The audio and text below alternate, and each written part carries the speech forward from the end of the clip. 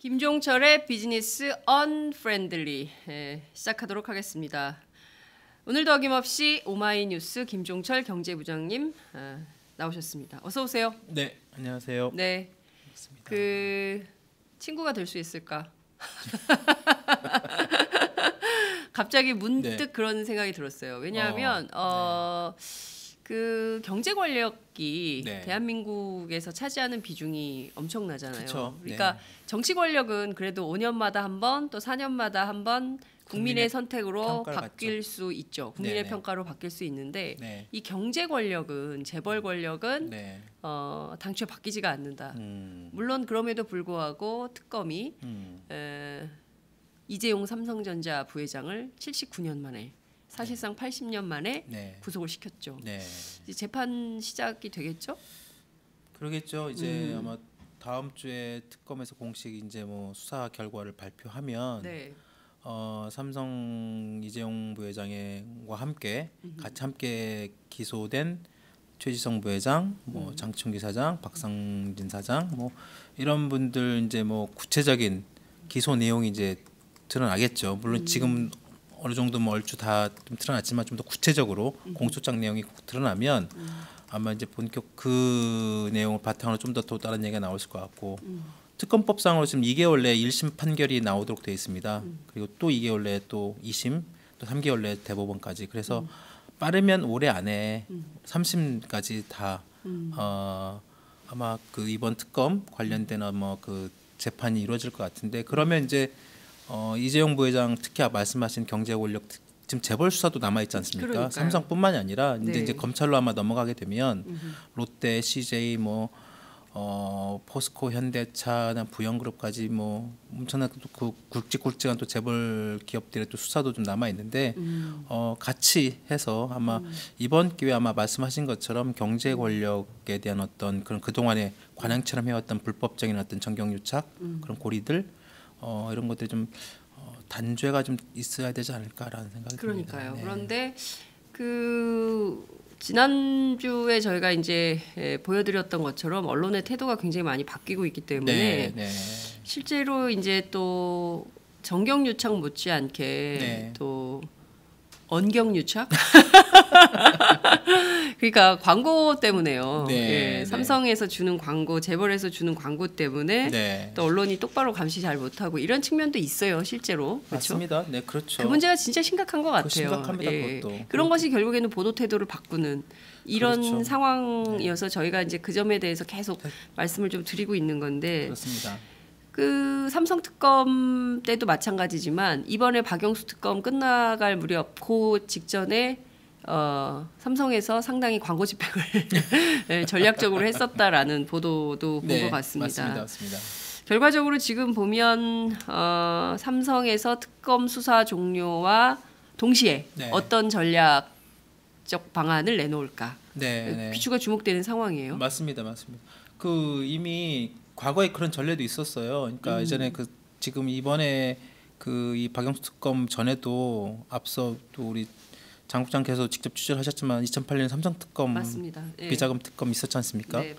그리고 그 전에 또 삼성 엑스파일 관련된 또 삼성 비자금 또 수사도 있었고 또 좀 더 거슬러 올라가면 옛날 그 선대 회장이었던 이병철 회장이었던 여러 가지 사크라미즈 수사건 포함해가지고 여러 가지 이제 그 동안에 이 삼성그룹의 3대 승계 과정에서 여러 가지 불법적, 이런 편법적 이런 문제 때문에 국가와 정부 내 사법 당국으로부터 많은 어떤 뭐 규제 내지는 어떤 그 처벌까지 받았는데 그때마다 삼성 쪽에서 나름대로 우리는 좀 달라지겠다, 국민들한테 고개 숙이고 우리 좀 변화하겠다라는 어떤 여러 가지 약속들을 했었어요. 그래요. 가장 빠른 감옥 안 가는 대신. 맞아요. 그래서 이번에 처음으로 이제 이재용 부회장이 삼성 역사상 삼성 총수는 처음으로 이제 구치소에 들어가게 됐는데 여하튼 이번에도 과거의 전례에 비춰 봤을 때 아마 삼성에서도 뭐 쇄신안 내지는 어떤 이번에 대한 내용들이 좀 나오지 않을까라는 전망이 있었고 실제로 엊그제 그 특검이 마지막 그 브리핑을 했잖아요. 마지막 브리핑 2월 28일 날. 그러니까 기자들한테 박수 받았어요. 그러니까요. 저도 그거 기자들이 방영을 봤는데 박수 안 칩니다. 그러니까 네, 기자들이 박수 치는 거는 정말 이례적이죠. 상당히 정말 잘한 거예요. 네, 왜냐하면 네, 기자들이 절대 박수 안 치고요. 네. 정말 재밌는 제가 취재하면서도 재밌는 몇 가지 포인트인데 그 참 왜 그럴까요? 정치인들 다 일어나가지고 국회에 대한 맹세할 때도 안 일어납니다. 노트북 칩니다. 이거 일이 바쁘니까 그럴 수도 있는데 그렇죠. 대한민국 기자 아니 전 세계 모든 기자들이 그렇대요. 네, 전 세계 모든 기자들이 이거 풀인지 안 풀인지 꼭 물어보고.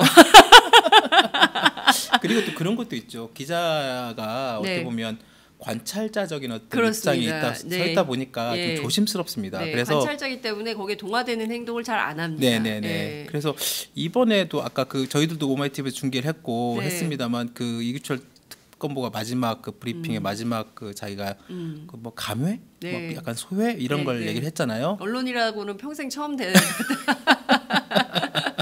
힘드셨을 거예요. 그러니까요. 그분이 판사 출신이라면서요.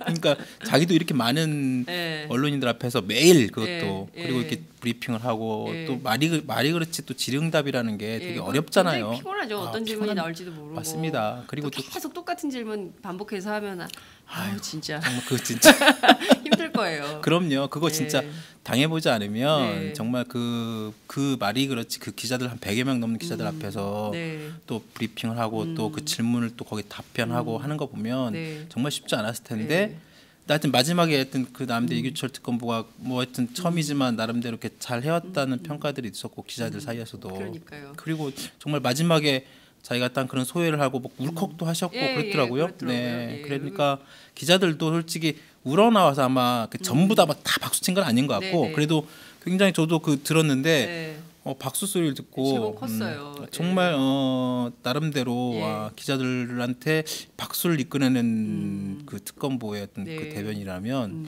대단하다는 생각도 들었습니다. 그 특검보하고 그 부대변인 계속 뒤에 서 있다가 부대변인 처음으로 그분, 말 한마디 하라고 그래가지고 말 한마디 했는데 영광이었던 것 같아요. 저는 진짜 그분 나중에 한번 목소리 한번 듣고 싶긴 했었어요. 저도 맨날 서 있기만 하고 저분은 무슨 목소리일까 궁금했는데 마지막에 한번 발언의 기회가 있었습니다. 근데 그 특검보하고 대변인, 부대변인이 늘 시작할 때 인사를 하잖아요. 근데 그 나이 어린 기자들이 많이 있습니다. 검찰 출입 기자들이 주로 젊은 기자들이 많이 가는데 그 국민에 대한 예의거든요. 그럼요. 국민에 대한 예의. 또 법정에서 우리가 판사님께 이제 인사를 드리는 것도 그게 뭐 판사 개인에 대한 것이 아니라 법원에 대한 법정에 대한 이런 거거든요. 그러니까 마찬가지로 국민에 대한 예의. 그러니까 국민들로부터 박수 받은 거죠. 거의 특검이. 90도 가까이 꾹 인사를 하시고 항상 보시면. 그리고 이제 박수가 터져 나온 것은 기자들의 박수라기보다는 국민들이 보내준 응원의 박수가 아닌가 저는 그런 생각이 좀 듭니다. 좀 더 해야 되는데 어려울 것 같아요. 그죠? 그러니까요. 특검 연장은 사실상 어렵고 됐죠. 오늘 3월 임시회가 소집이 되면 또 처음부터 다시 논의를 해야 될 텐데 그 여당 간사인 김진태 의원이 뭐 내 눈에 흙이 들어가도 특검 연장은 안 된다고 했기 때문에 그분이 간사로 있는 한은 어려울 것 같다라는 생각이 좀 들기도 합니다. 그래서 앞으로 검찰이 뭐 이제 특수본을 아직 해체 안 하고 특수본을 특별수사본부죠. 특별수사본부가 또 다시 지금 또 검찰 개혁과 또 연관돼 있기 때문에 국민들이 이제 다 보고 있지 않습니까? 그렇습니다. 특검이 이 정도 했는데 검찰에 만약에 넘어가면 대한민국 사람들이 또 비교를 좋아해. 그렇죠. 끊임없이 비교해요. 그러니까 맞아요. 끊임없이 비교하면서 정말 더 부담될 누가 더 잘하나. 그러니까 검찰은 더 부담될 것 같아. 차라리 그냥 특검 연장해서 너네들 마지막 하지. 심지어 옛날에 KBS의 동요 프로그램 제목이 누가 잘하나. 누가 잘하나. 얼마나 비교를 좋아하는지 특검하고 비교해서 떨어진다. 검찰 바로 욕먹죠. 그렇죠. 그 비난을 다 어떻게 감당을 하시겠어요. 검찰이 똑바로 지금 특검이 한 것보다 더 잘해야 돼요. 맞아요. 그래야 검찰개혁 이슈가 안 나올 수도 있는 거예요. 안 그러면 바로 이제 저 검찰 안 되겠다. 새로운 제도적 대안이 필요하다. 그래서 이제 공수처 만들자. 이렇게 갈 수밖에 없는 거예요. 맞습니다. 그렇기 때문에 검찰 입장에서도 명운이 걸린 수사다. 이렇게 볼 수 있고요. 박근혜 대통령 대면 수사 아직도 안 했거든요. 그렇기 때문에 이게 절반 미완이죠. 그럼요. 아직도 안 끝났습니다. 앞서 주신 대로 뭐 재벌 하나도 그렇죠. 자, 그 궁금한 거는 삼성이 구속을 피하는 대가로 마치 무슨 큰 전 사회에 선물을 주는 것처럼 해서 뭐 사회 뭐 재산을 헌납한다는 둥, 그러니까요. 뭐 그동안 사카린 미수 사건 때도 뭐 맞습니다. 예? 국가에 뭐 자기 국가에 뭐 기업을 뭐 내놓는다는 둥 했지만 2008년 삼성 특검 때 약속한 거 여태 안 내놓고 있다면서요. 사회화는 1조 원도 아직 약속이 안 지켜지고 있죠. 10년이 가까이 돼가는데도. 네. 그러니까 이번에도 뭐 이번에도 쇄신안을 발표했습니다. 발표했어요? 네네. 저기 잠깐 뭐 자료 화면에 메일 한번 보내주신 걸 한번 보여주시면. 네. 자료 화면을 좀 보겠습니다. 그때 이제 이게 왔었습니다. 저게 삼성그룹에서 기자단이 뿌린 저 그날 쇄신안 내용입니다. 잘 보이실지 모르겠습니다만 잘 안 보여요. 네, 잘 안 보이죠. 딱 저기 5개로 요약해서 3시 14분에 제가 메일 확인할 시간을 보니까 3시 14분에 그룹 출입 기자들한테 저렇게 일제히 메일을 딱 보냈습니다.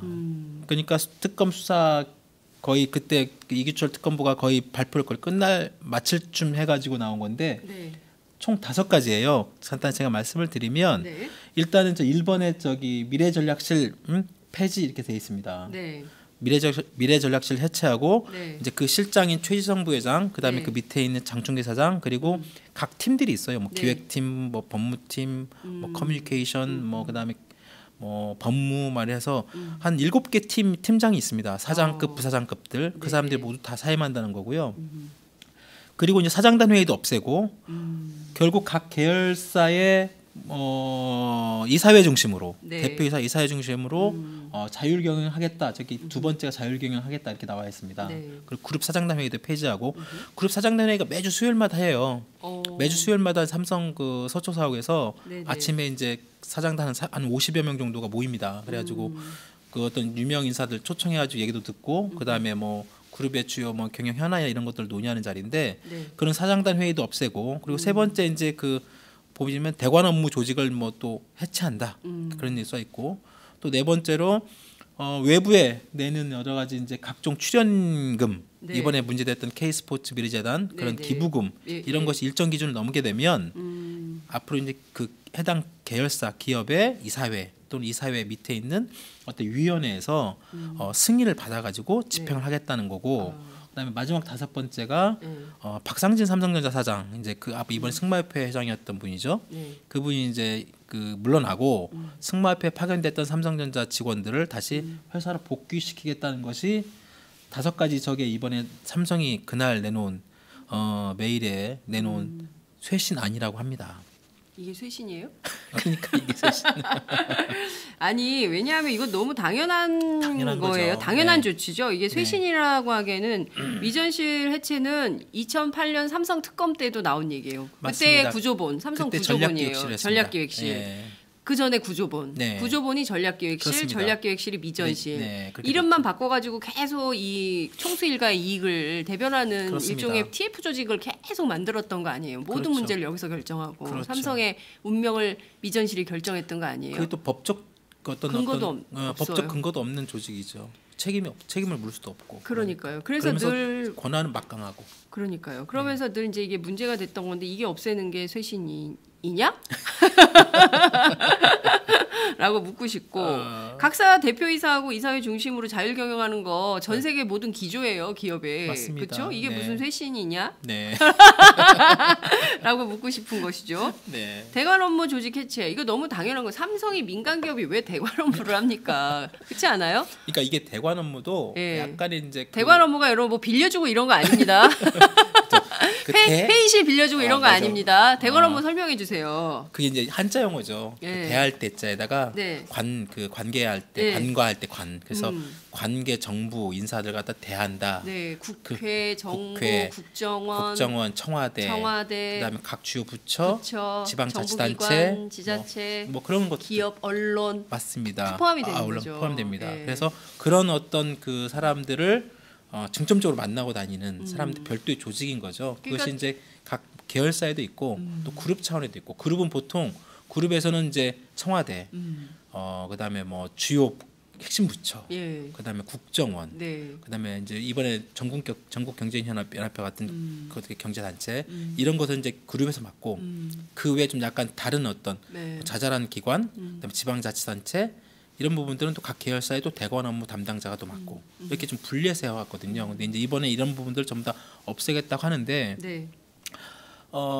물론 이제 그 기업들이 자신들의 어떤 그 기업 경영 활동을 네. 하다 보면 아무리 로비를 하기 위해서 이런 그렇습니다. 정부의 어떤 여러 가지 규제나 아니면 정부의 어떤 뭐 내용 그 현장의 어떤 그런 행정과 어떤 협의할 내용들이 있겠죠. 네. 근데 그 협의화하는 것과 그동안 이 대관 업무가 문제가 됐던 것은 네. 말씀하신 것처럼 네. 불법적인 로비의 어떤 수단으로 활용이 됐다는 측면이 있죠. 그러니까 예. 이런 것들을 갖다가 이것이 음성적이고 편법적이고 자신들의 어떤 이익을 위해서 정부의 제도나 네. 어떤 장치를 바꾸려는 그런 어떤 그 중간적인 어떤 틀로 섰기 때문에 그동안 비판이 많았었죠. 네. 근데 실제로 제가 그런 얘기 많이 들었어요. 국회 출입 기자들한테 들리는 얘기는 예컨대 이제 그 국회에서 이를테면 정기국회가 9월에 열리잖아요. 국정감사 이런 거 앞두고 기업 관계자들 특히 삼성 관계자들이 쫙 풀려가지고 엄청나게 로비를 한다. 그렇죠. 입법 관련해서도 자신들에게 유리한 법안 만들려고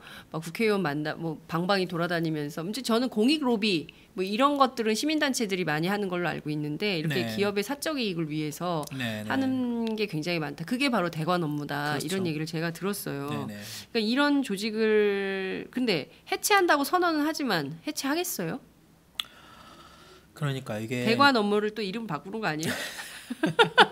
그래서 이번에 대관 업무 같은 경우에는 저도 물어보니까 어떻게 할 거냐. 그러니까 일단 조직은 없애고 일단 조직만 없애고 일단 조직은 없애고 예. 이제 그 사람들 갖다 현장에 다시 또 돌려보내야 될 거 아니에요. 뭐 다시 어떤 일을 시키든지 뭐 맡든지. 근데 그래도 이제 기업의 어떤 자신들의 아까 말씀드린 것처럼 정부와 협의할 수 있는 창구 내지는 어떤 뭐 의견을 전달할 수 있는 것들은 있어야 되지 않겠느냐라는 그 내부의 어떤 의견들이 있대요. 그러면 이런 것들은 이제 아예 그냥 외부의 어떤 그 외부 법무법인 법무법인 통해 가지고 자신들의 이제 어떤 계약을 맺어서 사실상 아웃소싱을 주는 거죠. 그러니까 우리 내부에서 하는 게 아니라 어떤 전문적인 어떤 법적 단체 법무법인을 통해서 그쪽 공식적으로 그쪽 통해서 얘기를 전달하겠다라는 어떤 그런 쪽으로 아마 풀 가능성이 높습니다. 그렇게 그렇군요. 하고 이게 이제 이번에 그 미래전략실을 해체한다, 폐지한다 이 내용을 가지고 막 지금 뭐 보수신문이나 이쪽 그 경제지 같은 경우는 지금 난리 났습니다. 뭐 보면 뭐 당장 지금 삼성그룹 다 망했다, 삼성그룹 다 해체됐다, 막 그런 식으로 막 보수 언론 중심으로 이렇게 좀 쓰고 있는데 매우 심각한 문제의 오도 아니에요? 이게 이제 어떻게 보면 공포를 조장하는 거죠.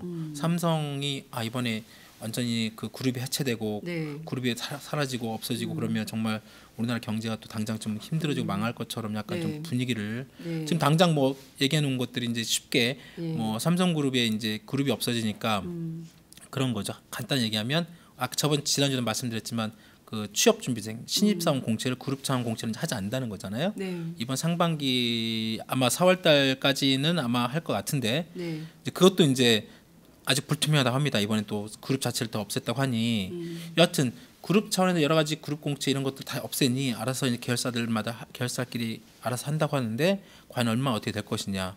그러니까 이거는 그룹하고는 솔직히 관계 없는 거죠. 그 해당 기업이 자신들의 기업이 제대로 앞으로 지속 가능하게 하려면 항상 그 신진 인력들이 들어와야 되잖아요. 그렇죠. 그리고 앞으로 또 나가시는 분들은 정년으로 나이가 드셔서 정년 나가시면 그걸 채워야 되는 것이고 그래야 조직이 계속 활기 있게 생산성을 가져가는 것이고 그러니까 그런 기업이 지속 가능하려면 인력이나 고용은 필수적으로 와야 되는 거죠. 그리고 그것을 마치 무슨 그룹이 없어진다고 사라지면 그리고 총수가 뭐 오케이 사인하지 않는다고 그 공채를 안 한다는 건 말이 안 되는 것이고 그리고 뭐 그룹 차원의 뭐 여러 가지 뭐 채용뿐만이 아니라 뭐 교육 뭐 그다음에 뭐 예를 들어서 가장 간단한 뭐 그룹 홈페이지도 없애고 우리 그룹을 선진했던 SNS 이런 것도 없애고 당장 기자들한테는 그룹 기자실도 없앤다고 합니다. 그래서 보통 삼성그룹 출입 기자들은 어디 있었어요? 보통 이제 그 법조도 1진, 2진, 3진 이렇게 있잖아요. 그렇죠. 삼성그룹 같은 경우는 이제 다른 그룹과 달리 삼성은 그룹 기자실이 따로 굉장히 큽니다. 그래서 거기 보통 삼성그룹 일진들이 보통 그룹 기자실에 있고 삼성전자 기자실이 있고 그렇게 기자실이 있어요. 그룹 기자실을 이제 폐쇄한다고 하니까 그럼 우리는 어디로 가야 돼?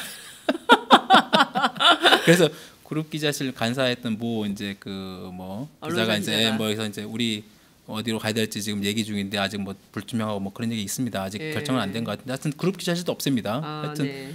그런데 여하튼 이런 것들 때문인지 몰라도 여하튼 그룹 자체가 뭐 그룹이라는 어떤 이름이나 어떤 그런 것들을 없앤다고 해서 그룹 사실상 삼성 그룹이 없어지는 건 아니거든요. 이게 미래전자혁실이만 없어지는 거지. 네. 지금 삼성전자, 삼성생명, 삼성물산, 뭐 네. 삼성 SDI 뭐 네. 전부 다 이게 수산철저로 그룹을 묶여져 있어요. 예. 지금도. 그럼 그것도 끊어야지. 엄밀히는 그렇죠, 네, 정말로. 그것도 순환출자 구조 전부 다 끊어야 되는 거 아니에요? 그러니까 그러면 진짜 그룹 해체가 되는 거고 예. 정말로 그룹이 없어지고 예. 정말로 예. 독립적인 어떤 예. 경영 계열사가 그 활동이 될 수 있지만 네. 겉으로 이렇게 했지만 마치 이게 그 어떤 그룹 자체가 뭐 다 없어질 것처럼 그렇게 아까 말씀하시고 좀 언론이 이렇게 좀 너무 과장적으로 확대로 해석해서 오도하는 거는 좀 국민들한테 좀 불안감을 너무 의도적으로 조성하는 거 아니냐라는 생각도 좀 들고요. 네. 삼성 쪽 안에서도 일부 이번에 뭐 전략기획 지난번에 전략기획실 해체했지만 네. 그 안에 사장단 회의 그대로 있고 일부 인원이 남아 있으면서 나중에 이건희 회장 복귀하면서 다 살아났잖아요. 네. 이번에도 미래전략실 해체하면서 어떻게 될 거냐. 물론 이번에는 뭐 전과는 전혀 다르다. 정말로 네. 이번에 완전 진짜 없앤다. 아니 뭐 임원은 저한테 그러는 거예요.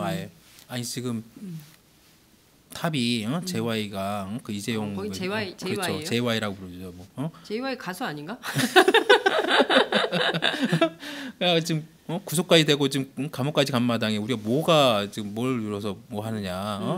그러니까 이거 진짜 확실히 약속지켜 없앤다. 완전히 우리는 뭐 없애고 그런다라고 얘기를 하는데 감옥으로 또 결제 받으러 가겠죠. 이번에 그렇게 결제를 또 했어요. 그러니까 이번에 이거 다 이재용 회장이 결제한 그런 거예요. 거죠. 이것도 결제한 거예요. 이재용 이렇게 부회장 하시라고? 그러니까 그렇군요. 결국은 이것도 어떻게 보면 이재용 부회장이 사인 받고 하는 거죠. 이번 쇄신안 발표하는 날 28일 날 네. 그룹 인사가 한 명 났어요. 사장단 인사가 삼성 SDI 사장이 물러났어요. 그러면서 삼성전자 무선사업부에 있던 사람이 네. 사장으로 갔는데 네.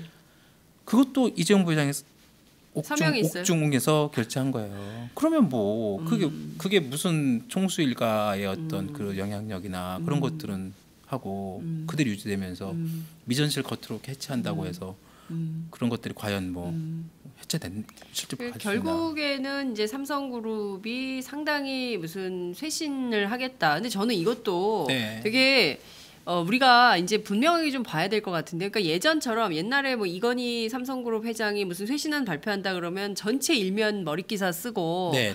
예? 그리고 막 경제 탑 뭐 분석을 막 그냥 몇 바닥을 쓰잖아요. 네, 언론들이. 근데 이번에는 꼭 그렇지 않았던 것 같아요. 네. 경제지 중심으로 세게 보도를 하고, 근데 워낙 뉴스가 많기도 하고 그렇긴 하지만 그게 주목받지 못한 이유는 말씀 주신 대로 옛날에 다 했어요. 2008년 이건희 삼성그룹 회장도 똑같은 방법으로 쇄신안을 발표했지만 그냥 문자 내 것들이고 별로 안 지키더라. 이런 게 이제 국민들 속에 이제 각인이 돼 있기 때문에 뭐 이번에도 뭐 이게 특별한 이번에 근데 뭐 내놓겠다 이런 것도 없네요.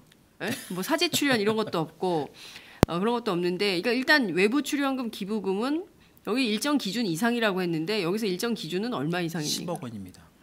가로 열고 10억이라고 쓰든지.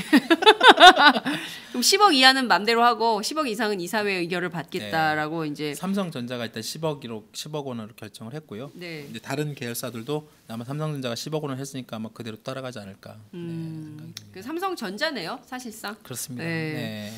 위원회 결정 무슨 위원회예요? 그러니까 이제 이사회 안에 여러 가지 이제 뭐 위원회들이 있지 않습니까? 이번에도 아마 이제 사장 제일 중요한 게 그 사장단 인사, 그동안의 그룹이나 그 미래전략실에 했던 것들이 사장단 인사 이런 것들이 했는데 이제는 이제 그 각 계열사의 독립 경영, 뭐 자율 경영으로 간다고 하니 근데 이사회에서 이제 사장단을 뭐 사장을 뽑고 교체하고 해야 될 거 아니에요. 그러면 이사회 안에 이제 뭐 CEO 추천위원회를 만들다든가 별도의 이제 뭐 어떤 위원회들을 만들겠죠. 그리고 아까 뭐 여기 기부금이나 아니면 어떤 사회공헌 뭐 기금이나 이런 것들을 이제 출연할 때도 이제 이사회의 정치적인 어떤 안건으로 10억 원 이상 지출이 될 경우에는 안건으로 이사들이 했던 동의를 얻겠다라는 게 이제 맞는 말씀을 드린 건데 사실 이번에 그 K스포츠 미래재단에 그 낸 기업들이 총 54개예요. 대기업들이 54개 대기업이 774억 원을 냈거든요. 근데 저번에 경제개혁연대가 이제 이들 54개 대기업들 상대로 질의를 냈어요. 야 너희들 이렇게 돈을 많이 냈는데 이사회 이거 의결 거쳤니? 해가지고 네. 다 질의를 보냈어요. 네. 답변이 왔어요. 네. 54개 중에 몇 군데가 이사회 의결을 거쳤을까 봤더니 딱 2군데만. 어디예요? 구체적으로 말씀 따로 발표는 안 했는데 2군데만 이사회 의결을 거쳤고 54개 중 52개 기업이 그냥 말 그대로 오너 내지는 총수가 뭐 K 뭐 해서 갖다 줘. 그렇죠. 대신 이거 받아와. 그러니까 그렇게 됐다는 그런 거 거예요. 아니에요? 네. 그러니까 그러니까 이렇게 뭐 대한민국 IT 강국이네 뭐네 뭐 OECD 몇 개국 안에 들었네 경제 11대 대국이네 해도 네. 총수들이 앉아서 전부 이런 식으로 주먹구구식으로 그럼요. 권력하고 네. 거래하면서 돈을 그 회사를 다 이사회에 있거든요. 이사회들이 전혀 작동이 안 되고 네. 또 이사회에 계신 이사분들도 네. 다 그 총수들이 임명하거나 총수들에 관련된 사람들이 있거나 그러니까 총수들의 눈치를 보고 있고 네, 재벌 총수가 결정하는 대로 그렇죠. 그냥 또 그 회장님 그렇게 하셨는데 뭐 그렇게 하지 뭐 이렇게 되는 거잖아요. 맞습니다. 네. 또 이사들은 또 이사 급여가 있잖아요. 그 1년에 뭐 그 정도 기업들이면 이사들이면 사내 이사는 몇십억이 될 수도 있고 많게는 네. 최소한도 몇 억 이상의 어떤 사람들의 봉급도 다 받고 그러니까 그 사람들 눈치를 보면서 그 사람들이 반하는 어떤 의사결정을 하지 않는 거죠. 회사를 위한 게 아니라 총수의 이익을 위한 그런 이사들이 되는 거예요. 이익을 위해서 충성하는 그러니까. 그런 방법밖에는 없는 거다 네. 이런 말씀 주셨어요. 박상진 삼성전자 사장이죠. 네네. 승마협회 회장을 사임한다. 어떻게 그렇죠. 더해요? 이번에 더하기도 어려운 거 아니에요? 이번에 이제 네? 사실상 기소가 됐잖아요. 그러니까요. 기소가 됐으면 불구속이지만 네. 불구속 기소가 됐으면 사실상 범죄 행위를 한 것이기 때문에 그러니까요. 있을 수가 없죠 자리에. 네. 있다는 자체가 말이 안 되는 거죠. 저는 이 자체를 쇄신안이라고 발표하는 것이 좀 부끄럽진 않았을까. 삼성 내부에서는 좀 어떤 이야기가 나오나요? 그러니까 2008년에 나왔던 그때 이제 언론에게 주목받았던 이건희 회장의 삼성 그 쇄신안과 지금의 삼성 쇄신안을 좀 비교 분석해 보면 좀 어떤 차이가 그때 있을까요? 이제 아마 저희 장 국장님도 아마 그때 삼성 특검을 취재를 하셨고 그 다음에 삼성 특검이 끝난 다음에 이제 이건희 회장이 이제 2008년 4월 22일이죠. 아마 저희 자료 화면이 준비가 됐으면 아마 그 당시에 이건희 회장이 저기 나오네요. 네, 저렇게 이제 고개를 숙이고 저 뒤에 보이는 저게 이제 지금 서초동 말고요. 네. 저도 그때 저 현장에 있었는데 삼성 지금 서울시청 앞에 삼성그룹 본사 있잖아요. 본관 그 본관 건물 부영으로 바뀐? 거긴 삼성생명이죠. 거기 삼성생명이에요. 그 앞에 또 삼성 그 본관. 하얀 건물? 하얀 건물. 그렇죠. 거기 밑에 이제 그 대회 시청 앞 남대문. 맞아요. 거기 그 당시에 저 뒤에 삼성그룹 계열사 사장들 쭉 앉아 있는 거예요. 그리고 저 지금 인사하는 게 얘기 준비한 게 이학수 그 당시 이제 그 비서실장이었고 2인자죠. 그리고 이제 이건희 회장하고 이학수 실장이 얘기를 한 거고 지금 저 화면은 이건희 회장이 그때 발표하면서 여러 가지 저희 사진 기자가 각 그 모션마다 이건희 회장의 어떤 그 표정을 담은 표정이 재밌네요. 재밌죠. 굉장히 안경을 끼면서 자기가 그러니까 저 그때 이제 뭐라고 했냐면 대국민 사과문을 발표를 했어요. 2008년 4월 22일 날. 국민 여러분께 걱정을 끼쳐드렸고 죄송하다. 그리고 자기는 오늘 삼성 회장직을 물러난다. 저러면서 이제 저렇게 뒤로 물러가는 저 그때 그 화면도 잡혔고요. 네. 그때 이제 물러갔어요? 네? 그때 물러갔죠. 네. 그때 그러면서 이제 이건 회장 내가 삼성 회장 물러나고 저기 자신의 그 부인 홍라희 여사 또 리움 미술관 관장에서 물러나고 그때 이재용 부회장도 물러났어요. 그때 이재용 부회장이 무슨 일을 했었냐면 삼성전자에서 그 고객 담당 그 임원을 하고 있었어요. 그래가지고 그 자리에서 자기가 물러나겠다. 아들도 물러나게 하겠다. 그래서 자기네들 이씨 그 일가들은 다 물러나고 이씨 홍씨 그렇죠. 그리고 물러나고 그렇죠. 그리고 그다음에 이학수 그 당시에 이제 그 전략기획실장 부회장이죠. 2인자 그다음에 아까 김인주 사장 이제 그럼 수뇌부 이런 사람들도 이제 그 당시에 뭐 그런 경영권 불법 승계 뭐 차명계좌 이런 것 그걸 책임지고 다 물러나겠다라고 발표하고 그리고 그 다음에도 뭐 이제 뭐 사회 환원 그 당시에 이제 차명계좌가 다 이렇게 드러났잖아요.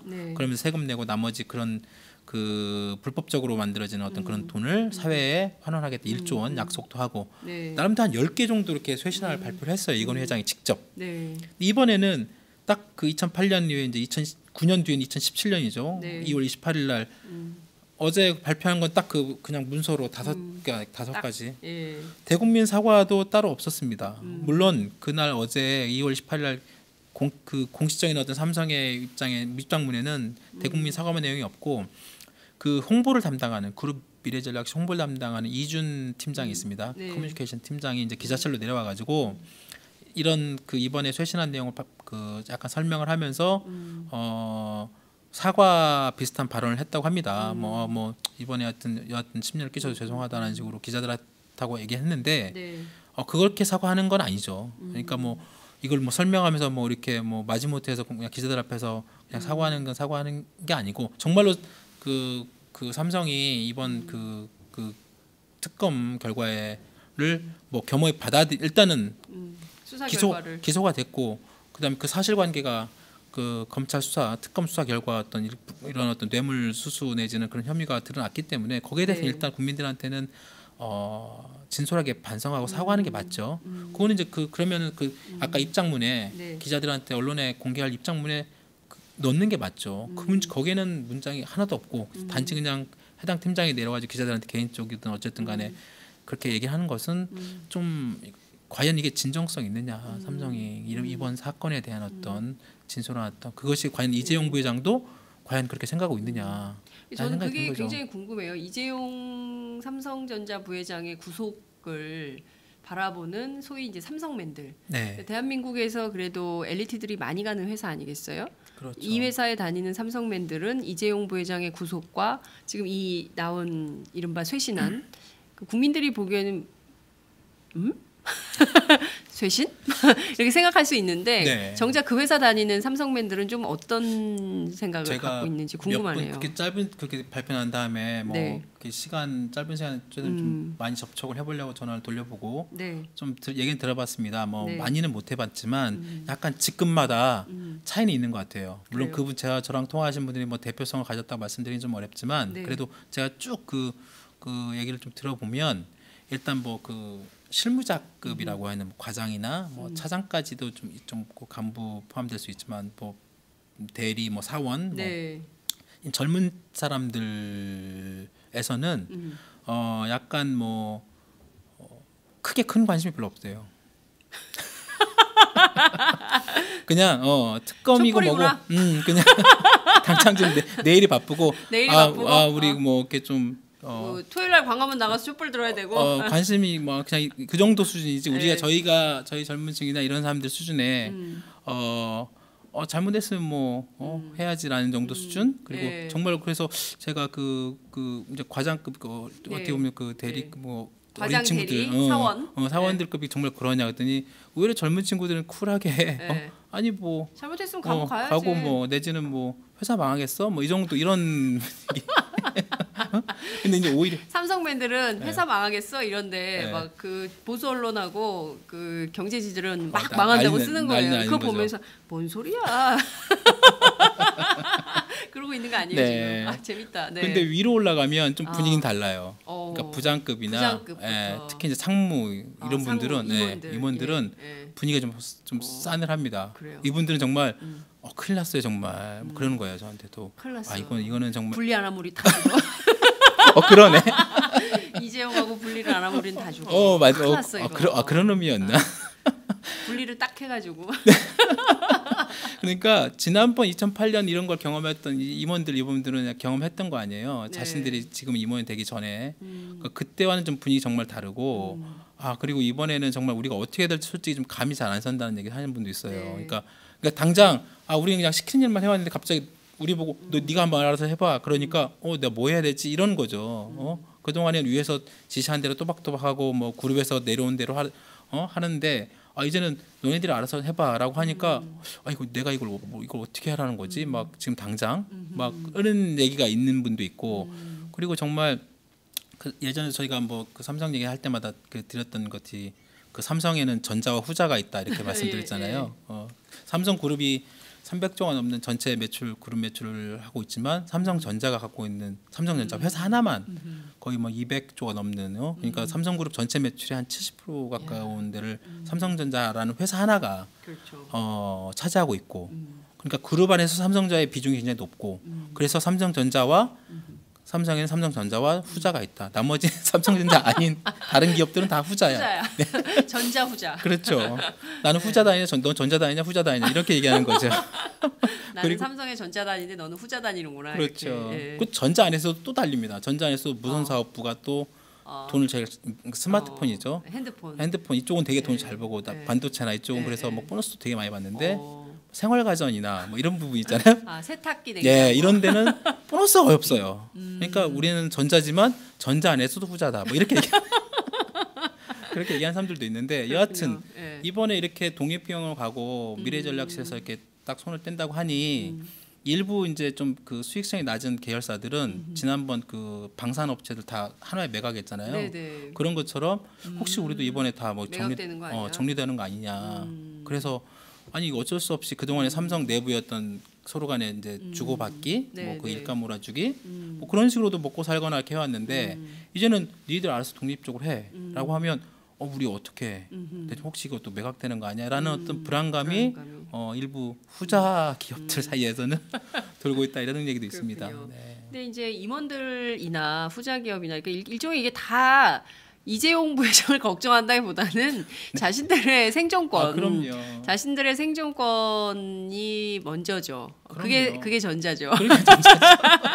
그게 전자고, 그건 다 후순위로 밀리는 이런 상황인 건데, 문제는 이번에 제일 중요한 것이 많은 국민들이 놀랐던 포인트가 바로 이제 국민연금까지 동원해가지고 박근혜 대통령이 삼성그룹의 이재용 부회장에게 그 3세 경영권 승계를 도왔다는 것에 정말 충격을 많이 받은 거 아니겠어요? 그리고 그 황유미 씨처럼 자기 회사잖아요. 그렇죠? 삼성그룹 안에 삼성전자 반도체 다니다가 그렇게 안타깝게 돌아가신 젊은 직원인데 그럼요. 그런 노동자들이 사망이 되게 우리 책임 아니다라고 하고 뭐 그냥 500만 원 툭 이렇게 하는 대신에 그 정유라 씨 말 사는 데는 뭐 수십억씩 주고 433억 줬다는 거 아니에요? 433억을 약속하고 현찰 뭐 좀 문제 있을 때마다 현찰을 이렇게 주고 정유라 씨 무슨 커피값 뭐 강아지 패드값 이런 것까지 다 된 거 아니에요? 삼성이 까놓고 말하면 그런 거를 정말 삼성 반도체 노동자들이 보면 얼마나 기가 막힌 일입니까 이게. 이게 기업이 할 도리가 아니죠. 맞습니다. 그런 문제들 때문에라도 이게 정말 이 삼성의 일대 혁신이 필요하다. 그러니까 정말 다른 회사들처럼 아니 전 세계 유명한 다른 기업들처럼 이렇게 전문 경영인 시스템으로 가야 된다라고 사실은 이게 97년 참여연대 소액주주 운동할 때부터 나온 얘기예요. 맞습니다. 그러니까 이게 굉장히 해묵은 어떻게 얘기하면 20년 된 얘기를 하고 있는 거예요. 20년 전 얘기를 여태 하고 있는데 삼성은 여전히 그 자리. 그러면서 쇄신안이라고 내놓는데 뭐? 이런 상황인 것이죠. 근데 저는 개인적으로 좀 안타까워요. 삼성 같은 큰 회사가 정말 그 이른바 다국적 기업으로서 글로벌 스탠다드에 맞는 그런 기업 경영을 해줘야 되는데 이게 오너 일가의 이런 그 이익에 끌려다니는 기업 문화 좀 그렇지 않나요? 그러니까 이게 지금 이제 3세로 넘어오면서 그동안에 항상 말씀하신 것처럼 97년 IMF 이후에 그때 퇴출된 그룹들도 많이 있습니다. 뭐 혜태, 진로, 뭐 대우 다 솔직히 많이 이렇게 망한 재벌 대기업들도 있습니다. 사라진 기업들도 많이 있고. 진로 없어졌죠. 혜태, 기아는 이제 현대차가 없어졌고 대우, 김우중 그룹 대우도 없어졌죠. 맞습니다. 그러니까 그것은 이제 어떻게 보면 내부의 어떤 뭐 경영 물론 뭐 부실 그런 것도 있지만 특히 이제 외부적인 어떤 환경 변화 특히 IMF라는 그런 어떤 극단적인 어떤 외적인 환경 변화에 의한 어떤 기업의 어떤 부실 도산 이렇게 된 측면도 있지만 그 이후에 그걸 계기로 그때 뭐 김대중 정부 노무현 정부 거치면서 나름대로 기업의 그 정치적 그 사회 정치적인 어떤 민주화뿐만 아니라 기업들 경제적인 민주화도 나름대로 해야 된다는 목소리가 굉장히 많았죠. 말씀하신 것처럼 그런 소액주주 운동 포함해서 경제민주화를 위한 여러 가지 제도적 법률적 장치를 만들어야 된다는 뭐 여러 가지 얘기도 있었지만 그게 사실상 큰 어떤 진전이 없었던 거고 그 과정에서도 그 기업들 재벌들이 어떤 탈법적인 어떤 불법적인 경영권 승계를 위한 여러 가지 작업들이나 방법들은 더 교묘해지고 더 또 다양하게 진행되면서 하지만 또 그런 것도 또 드러나잖아요. 그런 불법적인 문제들은. 그래서 이건희 회장이 2008년에 어떤 삼성 특검 문제도 드러난 거고 또 이번에 또 9년 후에 또 이런 사건이 또 터지는 거고. 그렇습니다. 이게 반복되는 겁니다. 네. 계속. 네. 주기 10년 주기설도 아니고 말이죠. 네, 2008년이고 또 2017년. 네.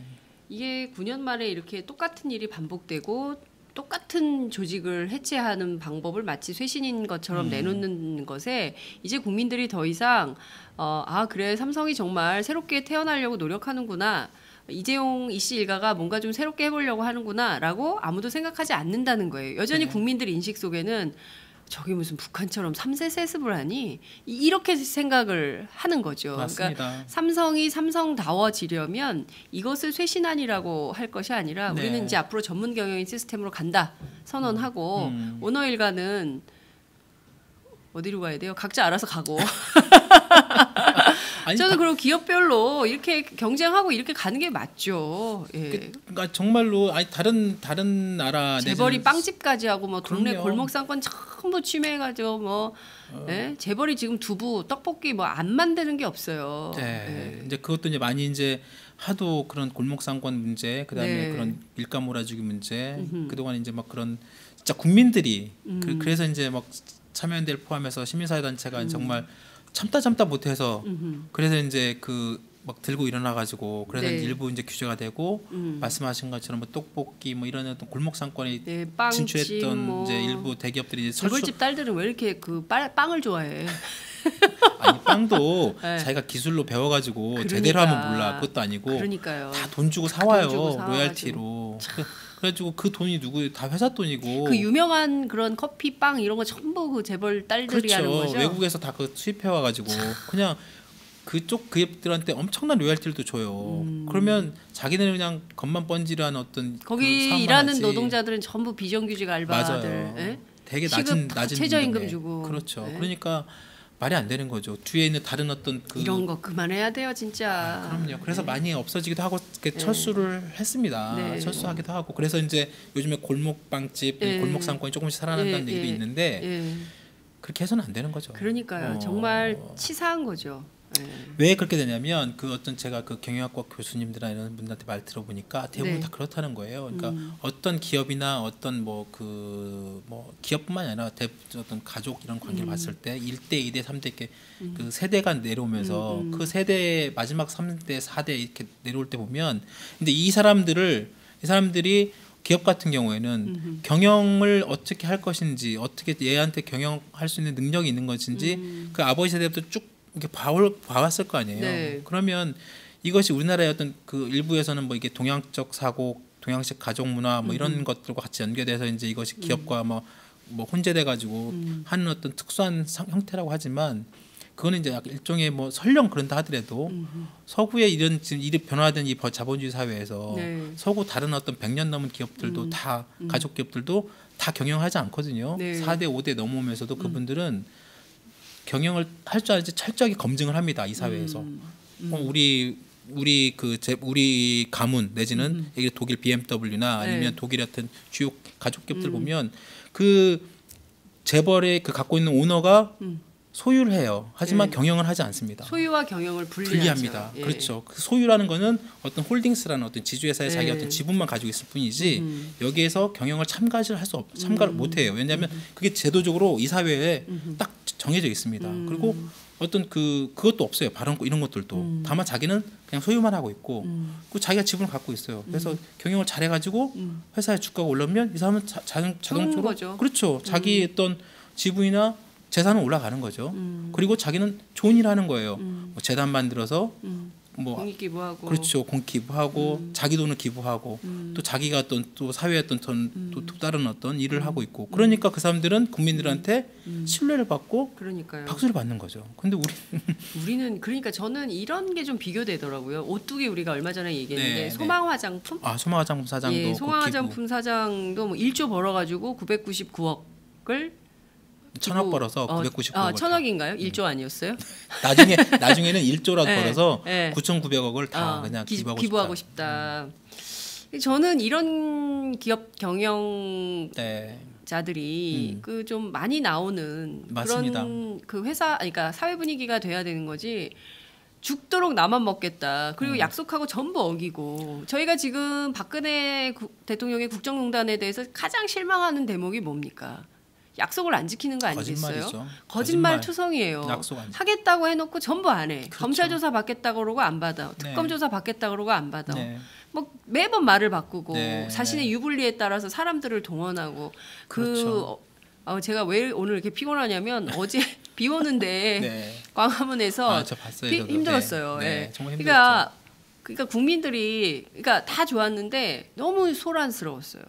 저도 잠깐 갔는데 정말 무섭더라고요. 너무 시끄러워가지고. 그러니까요, 막 정신이 없더라고요. 그러니까요. 네. 그러니까 저는 이렇게 정치가 국민을 자꾸 나누고 분리하고 이렇게 하는 거는 진짜 올바른 리더의 맞습니다. 역할이 아니다. 이제 이런 생각이 좀 드는데 삼성도 마찬가지인 것 같습니다. 이제 앞서 BMW 같은 독일 유명한 회사 말씀을 좀 전해주셨는데 국내 기업들도 이런 기업들이 좀 크고 제대로 경영할 수 있고 중소기업들하고 대기업들이 서로 경쟁하면서 상호 상생할 수 있는 문화를 만들어야 이게 되는 거 아니겠어요? 그 중소기업들에 대한 갑질만 없애도 그리고 중소기업들을 정말 제대로 기술 이전하고 제대로 키워도 그게 결국은 자기 대기업의 이익이 되거든요. 그렇죠. 오로지 그냥 뭐 단가만 좀 후려쳐가지고 그 이익률만 높여가지고 그렇게 해서 중소기업이 무슨 중소기업도 먹고 살아 자기들도 기술 개발할 거 아니에요. 그리고 자기 그 기술 개발한 그 기술 그 제품을 대기업에 납품하고 그 대기업은 그걸 받아가지고 자기 어떤 그 제품에 좀 더 그 경쟁력 높일 건데 맨날 얘네들한테는 너네 이번에 100원인데 뭐 110원 올려줄게 뭐 10원 올려주면서 엄청나게 또 막 그 다른 뭐 리베이트를 요구하고 막. 그러니까 그 군대에서 그런 거야. 뭐 1,000원 주면서 야 이거 라면 2개 사오고 오징어 한 마리 사오고 뭐 담배 2갑 사오고 남은 거 너 용돈 내라 뭐 이런 식인 거예요. 누가 그런 걸 또 말씀해 주셨어요. 그런 얘기 많이 하던데. 그러니까 저는 이게 문화 혁신이 필요한 것 같다는 생각이 좀 듭니다. 우리가 정말 그 이 저급한 문화 그리고 치졸한 문화 이런 경영 문화를 좀 일대 혁신하는 계기가 됐으면 좋겠고요. 저희가 혁신안을 짜는 게 삼성보다 더 나을 것 같은데. 김종철 부장이 혁신안을 짜서 삼성에 드리세요. 네? 이렇게 좀 하시라고. 그게 낫겠어요. 기자들이 만들어 드리지 뭐. 예전에 그런 적도 있습니다. 어떤 그 삼성뿐만 아니라, 그러니까 뭐 정부도 약간 그런 게도 있고, 그러니까 어떤 정책이나 아니면 이번 참 쇄신안이나 이런 것들 하기 전에. 이렇게 의견을 물어봐요.